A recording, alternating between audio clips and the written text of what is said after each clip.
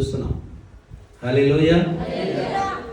మోషే తన మామైనటువంటి గొర్రెల మందను కాసుకొనుచున్నప్పుడు దేవుడు మండుచున్న పొద ద్వారా పిలిచాడు. హల్లెలూయా. అంటే మోషే కష్టపడేటువంటి మనస్తత్వము కలిగినటువంటి వాడు. దావీదు గొర్రెలను కాసుకుంటున్నటువంటి సమయంలో దేవుడు ఏం చేశాడు?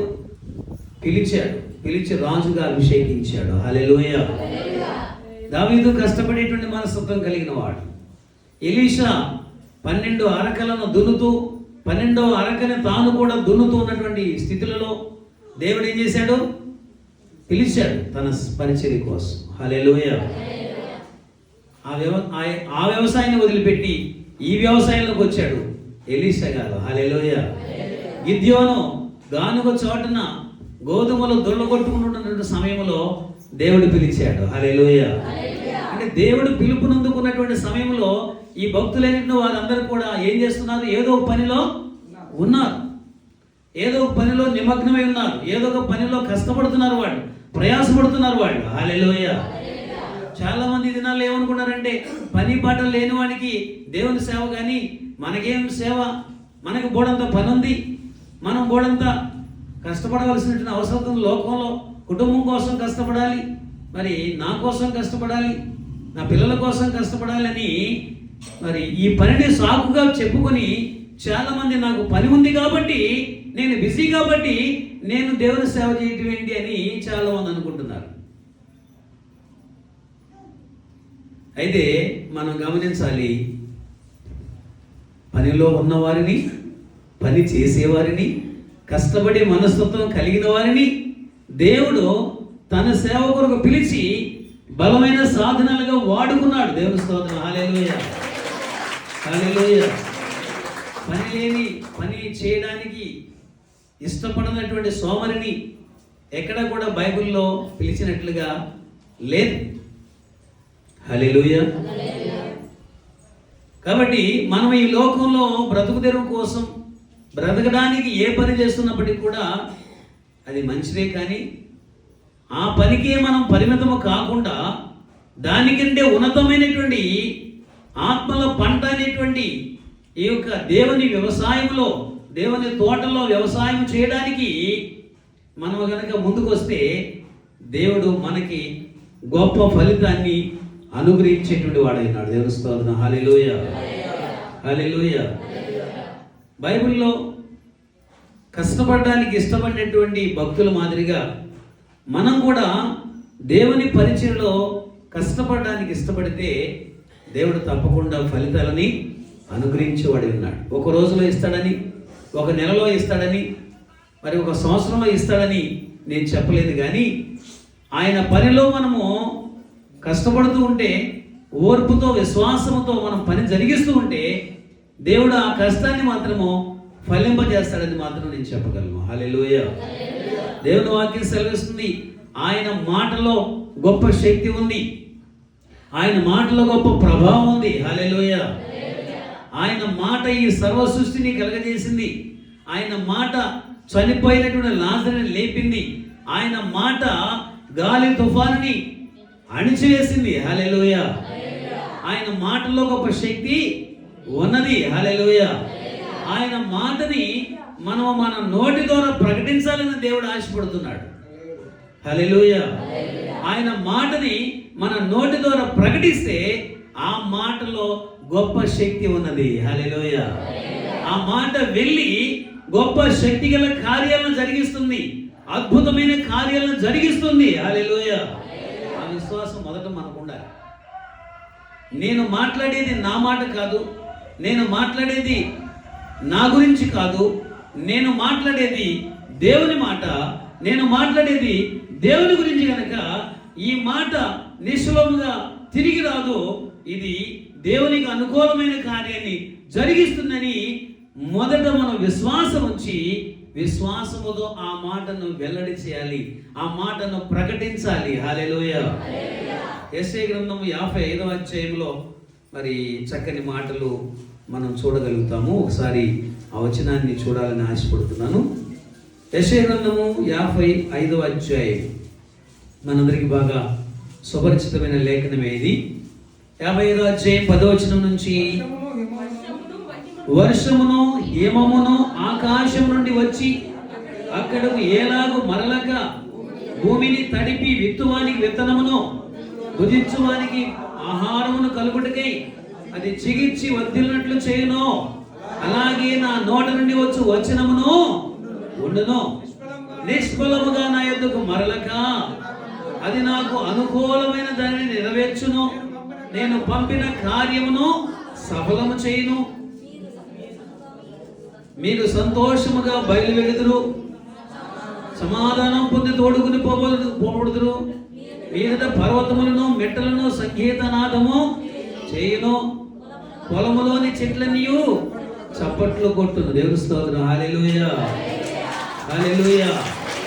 ఇక్కడ దేవుడు అంటున్నాడు, వర్షము హిమము ఆకాశం నుండి వచ్చి మళ్ళా తిరిగి మరలక భూమిని తడిపి విత్తనానికి విత్తనాన్ని, విత్తువానికి విత్తనాన్ని, భుజించువానికి ఆహారాన్ని కలగజేయడానికి అది చిగిర్చి వర్ధిల్ల చేస్తున్నాయి. దేవుని స్తోత్రం. హల్లెలూయా. ఆకాశం నుండి పడేటువంటి వర్షానికి హిమముకు అంటే మంచుకి ఒక ఉద్దేశం ఉంది.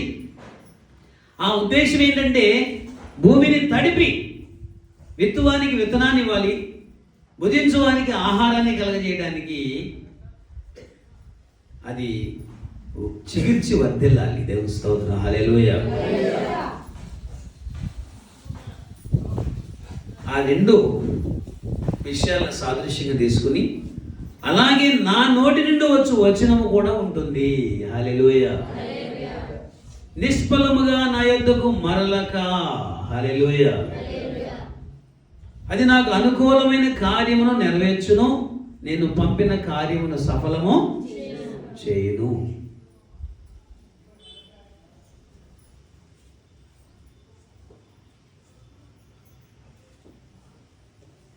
ఈ దేవుని మాట ఎంత పవర్ఫుల్ అంటే, రామ బాణం కంటే పవర్ఫుల్, అర్జునుని బాణం కంటే పవర్ఫుల్. రామ బాణానికి తిరుగులేదు అని చెప్తారు. అర్జునుడు విల్లు ఎక్కువ పెట్టాడంటే ఇక దానికి గురి తప్పదంట. విల్లు ఎక్కువ పెడితే దాన్ని వెనక్కి తీయడానికి లేదు, దాన్ని వదలాల్సిందే. అటువంటి విలువిద్య నేర్చుకున్నాడు. అయితే అర్జునుని బాణం కంటే, రాముని బాణం కంటే యేసయ్య వాక్యం చాలా పవర్ఫుల్. గట్టిగా తప్పదు. హల్లెలూయా, హల్లెలూయా. వాటికంటే కూడా శక్తివంతమైనటువంటి దేవుని మాట మనము వెల్లడి చేస్తే, ప్రజల్లోనికి మనం ప్రకటిస్తే, ఆ మాట ప్రజల్లో కార్యాన్ని జరిగిస్తుంది. హల్లెలూయా, హల్లెలూయా. ఈ లోకంలో ఏ మాట అయినా కానీ నిష్ఫలముగా వ్యర్థముగా పాడైపోవచ్చేమో, కానీ దేవుని యొక్క వాక్యము, దేవుని యొక్క మాట ఎంత శక్తి కలిగిందంటే, ఆ మాట మళ్ళీ నిష్ఫలముగా తిరిగి రాకుండా తనకు అనుకూలమైన కార్యాన్ని ప్రజలలో జరిగిస్తుంది. దేవుని స్తోత్రం. హల్లెలూయా. అయితే సమస్య ఎక్కడుందంటే, మనం ప్రకటించడం లేదు.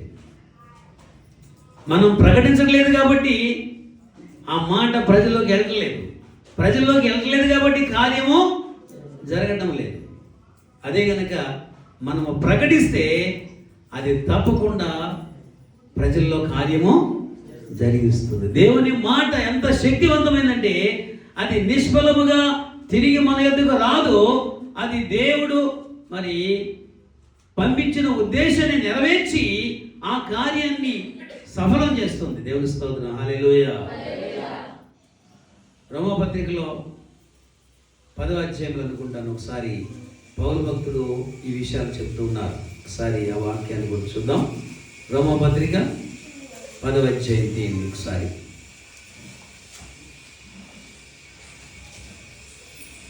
14 వచ్చిన నుంచి చూద్దాం.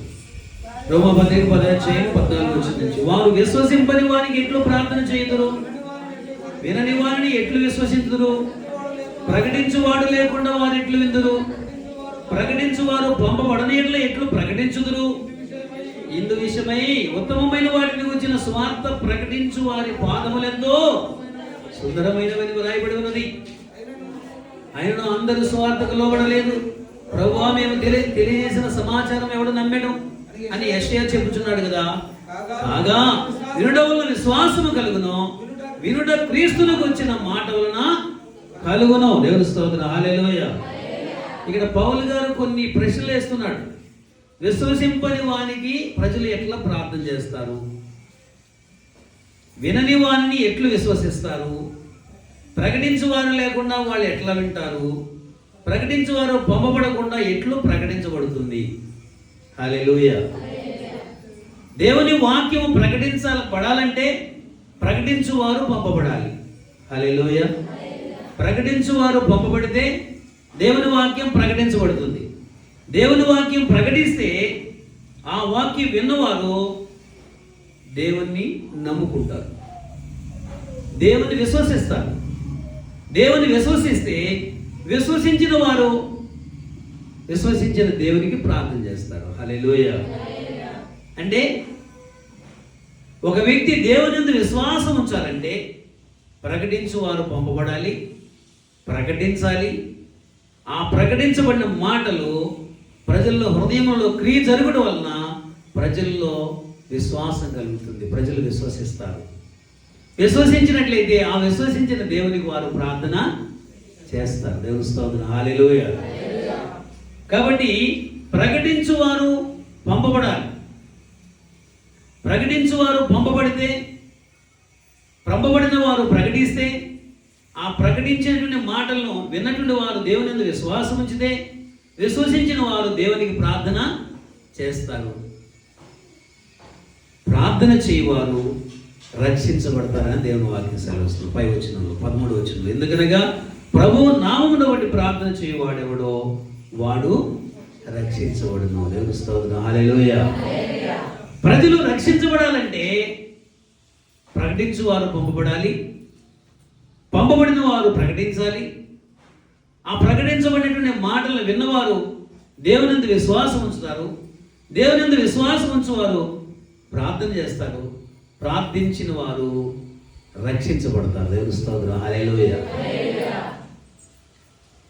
ఈ ప్రాసెస్ అంతా జరగాలంటే ప్రకటించువారు పంపబడాలని ఇక్కడ దేవుని వాక్యంలో చదివిస్తాం. దేవుని స్తోత్రం, హల్లెలూయా. పాటుపడిన వ్యవసాయకుడు మొదట ఫలములలో పాలు పుచ్చుకొనును. మనం దేవుని యొక్క పరిచర్యలో ప్రయాసపడేవారు ఉంటే, పాటుపడేవారుగా ఉంటే మన యొక్క ప్రయాసన దేవుడు తప్పకుండా ఫలింపజేసేవాడు అన్నాడు. హల్లెలూయా. దీనికి అనుబంధంగా మరొక లేఖనాన్ని చూపిస్తాను. కొరింథీయులకు రాసినటువంటి మొదటి పత్రికలో 15వ అధ్యాయంలో ఒక మాట మనకు కనబడుతుంది. ఒకసారి ఆ వచనాన్ని కూడా చదువుదాము. మొదటి కొరింథీ పత్రిక 15వ అధ్యాయము 58వ వచనము. కాగా నా ప్రియ సహోదరులారా, మీ ప్రయాసము ప్రభువునందు వ్యర్థము కాదని ఎరిగి స్థిరులను కదలిన వారును ప్రభు కార్యాభివృద్ధి యందు ఎప్పటికీ ఆసక్తులై ఉండుడి. దేవుని స్తోత్రం, హల్లెలూయా. దేవుని వాక్యాన్ని ప్రకటించాలంటే మనము హృదయంలో ఈ విశ్వాసాన్ని కలిగి ఉండాలి. పౌలు అంటున్నాడు, మీ ప్రయాసము ప్రభువునందు వ్యర్థమో కాదు. హల్లెలూయా. నేను ఎక్కడ ఎవరికి దేవుని వాక్యాన్ని అందించినా, నా సాక్ష్యాన్ని వినిపించినా ఆ యొక్క మాటలు వ్యర్థం కాదు.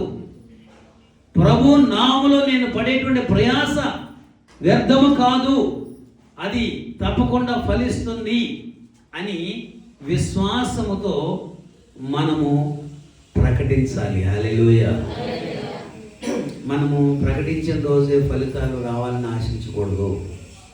మనం ప్రకటించిన రోజే ఫలితాలు వస్తాయని ఎప్పుడైతే ఆశపడతామో అప్పుడు మనం నిరాశకు గురవుతాం. మనము ప్రకటించాం కాబట్టి దేవుడు ఫలితాన్ని తప్పకుండా ఇస్తాడని విశ్వాసంతో మనం ఆ పని చేసుకుంటూ వెళ్ళిపోవాలి. హల్లెలూయా.